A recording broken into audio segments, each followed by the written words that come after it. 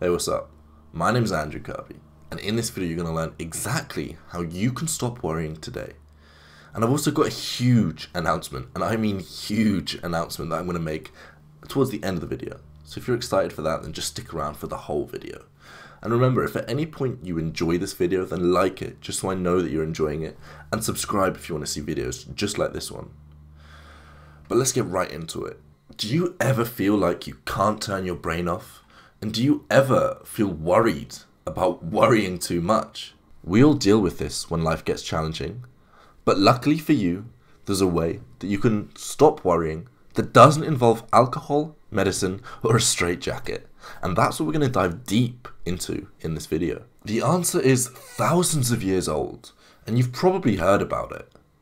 And it's mindfulness. It seems to be the rage at the moment. Everyone's talking about it. If you search mindfulness on YouTube, there's videos every single day about it. But from what I've seen on YouTube is that no one really explains what it is or how you can do it.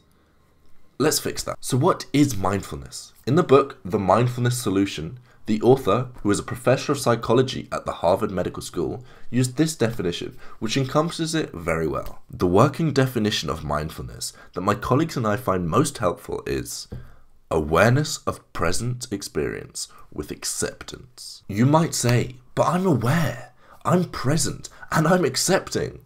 But what I have to say to that is, you're not. You're sitting there on your phone. That's not being aware. You're worrying about the past or the future. That's not being present. And you still get angry when there's traffic on the road. And that's not you accepting what's happening. That's you wishing for something else. Or you think something should be something a different way than it actually is. That's not accepting. And very often we're stuck inside our heads. We're not actually taking the world in. All we're listening to is the endless thoughts that go around in our head, the endless train of thoughts like a stream wishing by us, and we never once actually grasp what's going on outside of our body, only what's going on inside of our head. That's all we can think about when we're stuck inside our head. One of the core concepts of mindfulness is that we take our thoughts way too seriously. You see, we go through life thinking that our thoughts actually matter in such a big way. We think that we are our thoughts, and we think that our thoughts are us. And that's the reason why we go through many negative emotions throughout the day, because we care more about what our thoughts of the world are than what the world actually is. And that's such a backwards way of thinking. The Mindfulness Solution book says this: mindfulness practice brings all sorts of insights into the workings of the mind. Perhaps the hardest to grasp is the idea that thoughts are not reality. We're so accustomed to providing a narrative track to our lives and believing in our story that to see things otherwise is a real challenge. You know as well as I do that sometimes ridiculous thoughts go through your mind. And when we're drunk or high or not in our best state of mind, then we say to ourselves, oh, these thoughts don't really matter. These thoughts aren't what I actually think. These thoughts aren't what I identify myself with. But mindfulness says that we should adopt this same attitude as we go through our life every single day. We should recognize that our thoughts are over here and our identity is over here, and they're completely separate.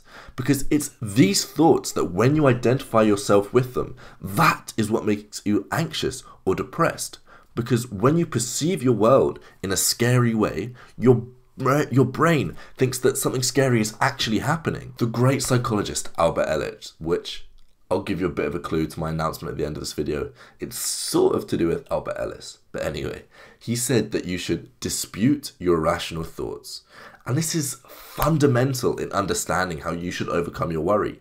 You see, when you have irrational thoughts, if you dispute them, then that is the start for you to overcoming your irrational thoughts and replacing them with logical, rational, and positive thoughts.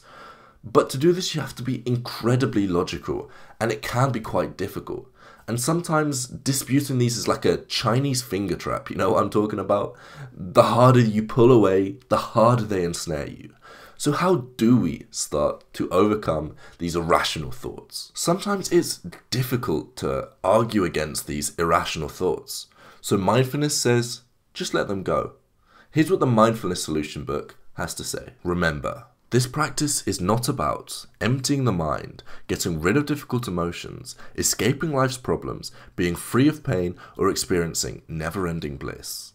Mindfulness practice is about embracing our experience as it is, and sometimes what is can be unpleasant at the moment.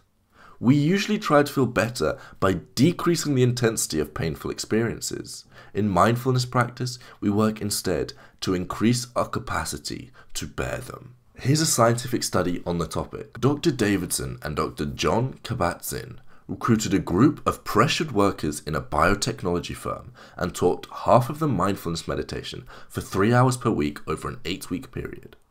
They compared this group to a similar group of co-workers who were not taught meditation.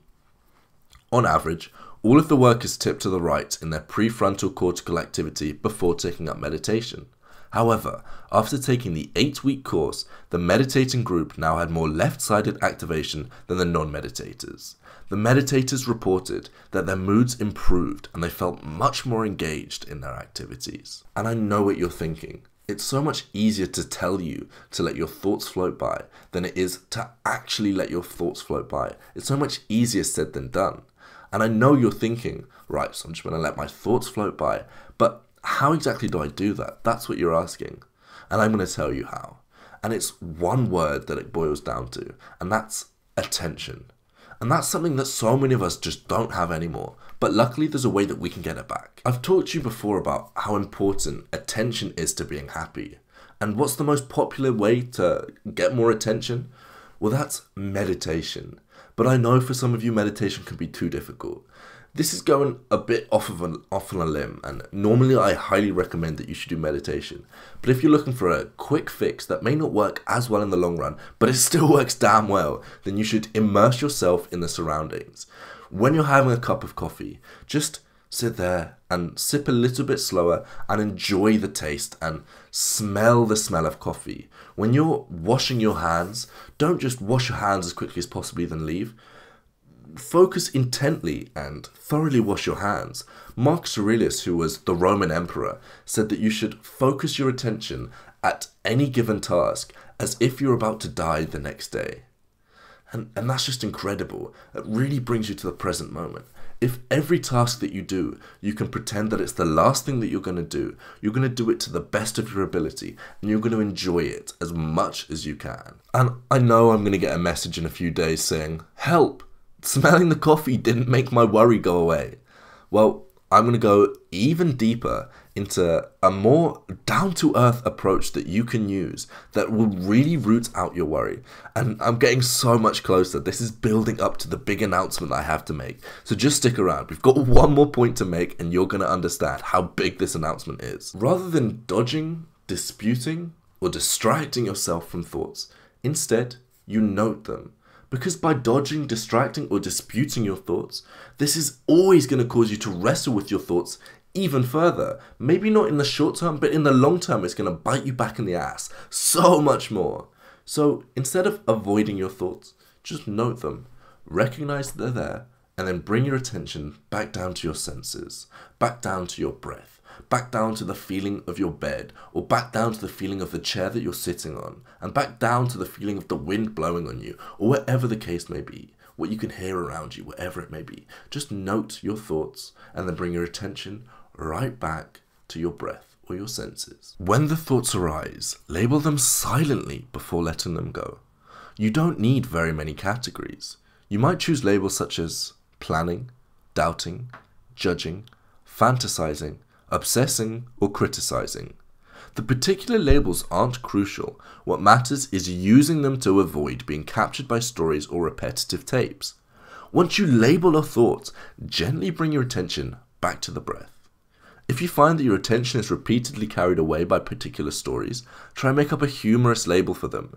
Give these greatest hits their own names, such as I blew it again, tape, and I can't get no respect, tape, and I never get what I want, tape, and so on. And if you're thinking that this is just some hippie shit, then I'm telling you that you're wrong. Studies have proven again and again that this is more effective than taking antidepressants. And this leads me on to my huge announcement. This has been weeks in the making. Hundreds of hours have gone into this announcement, and I'm finally glad for all of the people asking about it, for all of the people asking when I would be coming out with it. It's finally here. My course that is designed to remove your anxiety, and it's removing anxiety. It's actually working, and it's called Calm Blueprint. You can go over there right now, head over to andrewkirby.net/Calm Blueprint,